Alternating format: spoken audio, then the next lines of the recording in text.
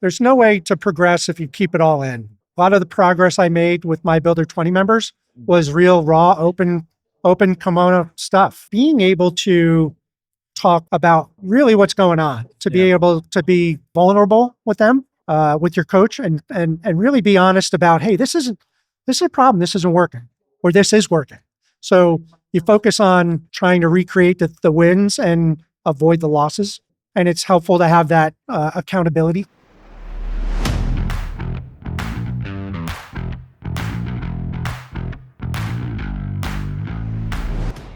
This episode of Professional Builders Secrets is brought to you by Apparatus Contractor Services. Apparatus provides full scope, end-to-end QuickBooks precision construction accounting and CFO services for residential builders.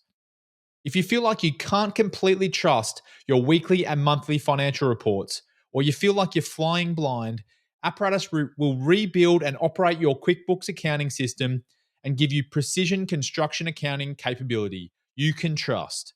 Learn more at apparatusteam.com or on the APB Rewards Partner Directory. Live Professional Builder Secrets at IBS 2025. Jim Schneider, welcome to the show. Thank you. Thanks for having me. I've had you on the podcast before and really enjoyed interviewing you, so very excited to dive in this today. Can you tell me a bit more about Schneider Construction and what you do? Yeah, so we're a small design build firm out of Virginia, Cape Charles, Virginia. And we committed to high performance several years ago. So it's a really, really specific niche. And, that's what we do. It's really about it's building high performance homes and offering a one-of-a-kind customer experience. What does a high performance home look like? High performance is it's a home that exceeds code. Okay, so for example, what we do is we include a HERS rater in every project that we do, and a HERS rating is an energy rating, and a home that is built to code, a brand new home, new construction, built to current building code, scores a 100. That's the benchmark. And anything below that is considered to be more efficient than a code-built home. Well, our scores range anywhere from 8 to 52. So we scored an 8 last year, which is 92% more efficient than a code-built home. It was a concrete home with solar. So super robust insulation package there. The concrete makes the home perform better. So the solar obviously boosted or lowered our rating. But generally speaking, we're right around 48 to 52. So we're building homes that are 50% more efficient than a code-built home. They're also more comfortable. They're going to cost less to operate. They're going to last longer, and they're going to be more comfortable. Okay. So that rating, is it mainly about energy efficiency? Is that, yeah? It is. So that's about energy efficiency. There's also an ACH, air changes per hour, and it's about the indoor air that's in the house. It's kind of like a leakiness or not score. Code requires the ACHs to be at 5. And we typically score anywhere from a 0.75 to a 1.29. Now, when a home is built that tight, you have to mechanically change the air inside so it doesn't get stale, so you can maintain the indoor air quality. So we do that mechanically with an ERV and a dehumidifier. Okay. So that's your company. Talk to me about how you run your company. You have been with APB for a number of years now, but take me back a few years before you're the successful builder you are today. And what were the problems you were trying to solve within your business that made you look for a solution like us? Yeah, I think I would have to say the number one problem was profitability. We were working really hard for really low margins. I was telling Russ earlier that my wife actually said to me, my wife's a teacher, and said to me one day that she doesn't know anyone who works as hard as I do for nothing. Right. And it resonated with me because she realized, she knows we weren't profitable. We were busy, plenty of revenue, not a lot of profit. So that was something I needed to change. What was making you not profitable? What were the mistakes you were making? I think it was not understanding my work in progress, not understanding the relationship my overhead had with the rest of my company. That's a big one. I was overstaffed. I had too many people for the kind of projects that we were doing. And what happened was I kind of grew as a company before I had I put together a team before I had the work that team needed to do. So as a result, I had this machine that I had to feed. So I had to chase jobs just to feed that machine. So I found myself taking jobs, whatever job I could get for whatever anybody would pay me, just to make sure I could feed that machine so I could keep the cash flow going. Yeah. And cash flow is very different from profit. Yeah. I'm sure you've had some restless nights from all that. No doubt. No doubt. It's not a comfortable position to be in. Yeah, no doubt. So what made you want to change then, apart from the fact that you just stressed from all of the, the lack of profitability and feeling like you were chasing your tail, all that kind of stuff? What was the trigger point for you that made you think I need to do something differently here? Well, I think you get to a point where you come to terms with the fact that I'm responsible for not just my own family, but I'm responsible for the families of all of my people, my team. Yeah. I'm responsible, my decision making has tentacles, and I needed to do a better job. Okay. So you reached that point. What happened next? Well, my interesting journey with APB was I was a member for about a year-ish, maybe a little bit more, and really never took advantage of all that APB has to offer. So after that year, I let my membership expire. I didn't use the membership.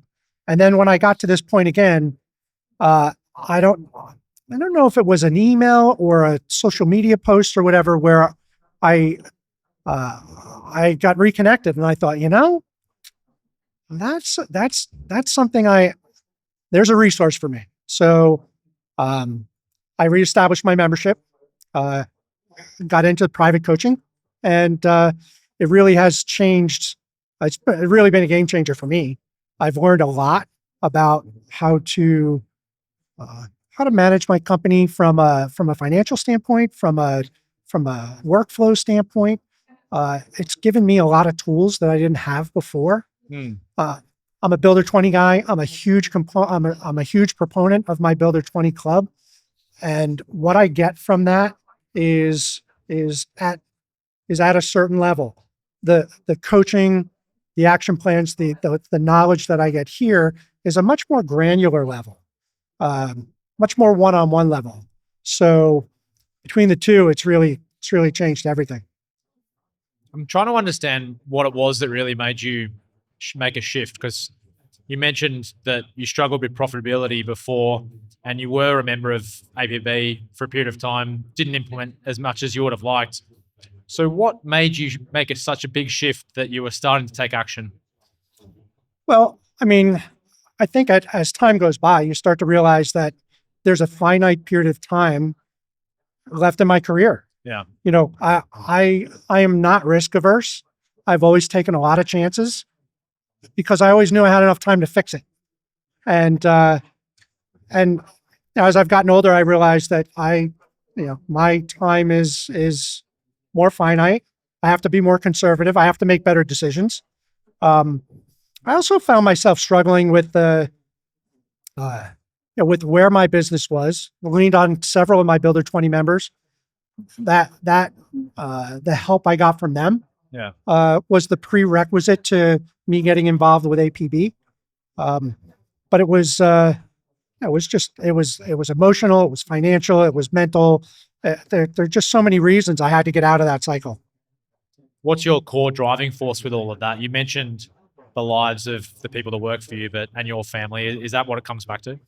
Yeah, it really does. I take a lot of pride in the fact that I have this little family, my team that relies on me. Yeah. I don't take it lightly. I think a lot about the fact that what I do every day affects how they manage their own households. Take that very seriously, and as a result, it became clear to me that I had to do a better job managing those decisions. This is probably a sidetrack, but you were sharing something with me earlier, and I hope you don't mind me sharing it now. That's good. But you brought your team here to IBS in Vegas, and you're all staying together in a house. So, and you mentioned the benefit was so you can collaborate together. I think that's a great initiative. Like, can you talk to me about how that came about? My Builder 20 Club put together established a PM group, really to give our teams, our individual teams, the ability to tap into each other as we do. It's not nearly as intimate. They don't share financials and business plans like we do, but they all run into the same challenges. They have the same challenges with trades and clients and weather and all the things that we deal with, and to give them an opportunity to reach out to their counterparts in other parts of the country that work for builders that are part of our group really is a huge win. We started last year. We had our second Vegas PM meeting yesterday. We did 3 Zooms throughout the year where they were all able to get on and collaborate and learn from each other. But the staying together, we happen to be staying in a timeshare, and the benefit to that is instead of retreating to everybody's individual room, you're in a place where everybody gets back. You can collaborate. Yeah. You talk. I get a download from them about what their day was like. We all sat before dinner last night, and I said, "So, how was the meeting?" And I just sat back. Not easy for me to sit back and not talk. Okay, but I did, and I just let them share. So it's good. Really, really productive. Yeah, I think one of the big takeaways, the amount of time that I've spoken to you about your success, a lot of it comes back to openness to talk to other people about the challenges you face. Yeah, no doubt. There's no way to progress if you keep it all in. A lot of the progress I made with my Builder 20 members was real, raw, open kimono stuff. You share everything. And being able to talk with, the private coaching here at APB about, really what's going on, to be able to be vulnerable with them, with your coach, and really be honest about, hey, this is a problem. This isn't working, or this is working. So you focus on trying to recreate the wins and avoid the losses. And it's helpful to have that mentor, that accountability. Have you always been open and vulnerable like that, or is that something you've developed? No, I've always been pretty good with that. It's funny. I have this thing that I share with folks that it's mostly shows up on social media posts when I have something to say. And it's a very real conversation. I used to have this conversation with my mom, where I remember it was probably in middle school. So when it started, I was standing next to her while she was cooking, and she looked at me. She said, Jimmy, not everybody needs to know what's on your mind. And I looked at her. I said, Mom, I'm actually pretty sure they do. So I've always been pretty good about sharing what's on my mind, pretty open. So it's easy for me to be vulnerable. It's not comfortable. Okay. You it's not comfortable to share that you feel like you're not doing a good job, but I've always had the ability to do it. Sharing your feelings might be one thing, but sharing what's on your mind might have got you into some trouble. Well, it does. Yeah. It does. My kids have blocked me on social media, so there's all that, Okay, so let's take a step back again. You mentioned profitability was one thing that you struggled with, and then systems within your business. And you kind of skimmed over things like work in progress and the way you price jobs and all that kind of stuff. Can you talk about practically how you implemented those things in your company? Yeah, sure. I mean, there's the APB action plans offer a very step-by-step approach to how these things get done. So, for me, it's just following the system. It's really just doing the things that, following the resources that I've got, the resources that you provide, the pricing for profit, and understanding, how to look at those numbers, the difference between markup and margin, understanding, where that contract price has to come from. It's not arbitrary. There's a science behind it, and being able to learn that from APB is really, it's just implementation. Really, it's following the system. So what was some, like, when it comes back to profitability, Mhm. you mentioned before that you were doing some jobs that you weren't making any money on. How did you go about actually increasing your margins so that they were profitable then? Sure. Well, I think we were able to get to a point where we were more confident. I was more confident about taking on projects that were the right projects for us, being comfortable with someone going in another direction. While I'm certainly comfortable, sharing what's on my mind, and I've not always been comfortable losing. Yeah. Because Who is, right? Yeah. I mean, you've got folks that come and all of a sudden they decide that you're not a fit and they go in another direction, and that's hard. But with experience and confidence, as you build a profitable company, a solid company, healthy company, you're more able to let those folks go, because you realize you're not really losing. You're just passing on someone that's not really your client anyway. So that's made all the difference in the world. So when we start taking on projects that are more aligned with what your business model is, instead of just taking something to pay the bills, it becomes easier to increase your margins. Okay. Also, I'll go back to what I said before, having a better understanding of the relationship between your overhead and the rest of the company.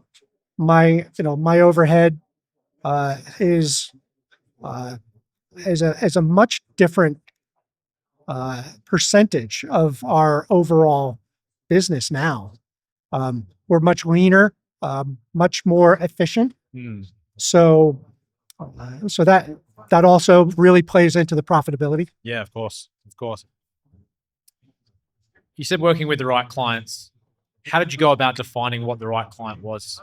Well, you create this avatar. You talk about, it's kind of like you go through this, kind of like this process of deciding, okay, if I could hire the perfect client, what would it be? What would they do? What's their family structure? How are they going to use the home? What type of resources do they have to build the home? Yeah. So creating a avatar profile is really where we started, and then sticking to that, being true to that. And if someone doesn't fit that mold, move on. I don't need the practice. Which is hard when you need cash, though. No doubt. Yeah. No doubt. It's really the hardest decision to make when you need the cash flow. So it's a cycle, fortunately, we were able to break, that gave us the ability to stop making those decisions. Okay, so you've found the desire to change. You've implemented new systems in your building company, such as work in progress accounting adjustment, pricing for profit, construction slots we've spoken about before. We didn't mention it today, but I know you Sure. implemented that as well, Yep. which helped you sell when you didn't feel like a natural salesperson. What's life like now? How's it different? It's so much more comfortable. I was talking to Russ earlier about the confidence, the difference in the confidence that you have with anything. You're able to make better decisions when you're not desperate. You make better decisions, Yeah. and I don't care whether that's a business thing. I don't care. I don't care if that's on the ball field or business or family. When you're not pressed and stressed and desperate to make that decision, there it is going to be a better decision. So that's where it comes from. That's the root of it. So, did you say ball field? You're a baseball guy? Yeah, I'm a baseball fan. Okay. So I'm like one of those guys. Like I'm one of those baseball coaches that coaches baseball because I play baseball, not because I'm Okay. really any good at coaching. Okay. No, I always love the correlation between success in sports teams and business. Actually, Yeah. it's one of my Yeah. fascinations. So I'm much more of a wrestler than I was a wrestler. Not. Oh, okay. I was a wrestler that played baseball. So. Okay. Very good. What would your number one piece of advice for other builders out there that might be further back in the journey than you are? Wow, that's a really good question. I think about my own development and my own, like where I am in my business now. And if I could go back and tell myself, an earlier version of myself, what not to do, it would be to focus. It would be to do what you do well. Don't try to be everything to everyone. I wasted a lot of time. I shouldn't say wasted. I lost a lot of time trying to be everything to everybody. And when I realized that committing to a specific niche, doing something very systematically, doing it over and over, and doing it really, really well, that just changed who we were, changed who I am. Do you feel like you needed to have that all experience to understand what your niche was, though? Or do you think you could have decided earlier? I'm sorry, say that again? Do you think you needed all of that experience to understand what your niche was? Or do you think you could have decided earlier? I think it's a little bit of both. I think you need experience to learn, to learn who you are. But I also think that, I've always had a very entrepreneurial spirit, Yeah. a little bit of a squirrel. I see that that new bright shiny object over there and think, well, I can make money do that. And I can make money I can make that work and I can make this work. So, I think less of that, so I think it's a combination. Certainly experience is going to mold who you are and help you make decisions, but it's also a level of focus that can be independent from experience. Yeah. That really helps. Focus. I think that's the takeaway message. And obviously accepting help or being vulnerable to talk to other people, I think is the other big takeaway for me. Yeah. And I'll say too, that what's been interesting is that I have had, I've had other private coaching experiences other than APB.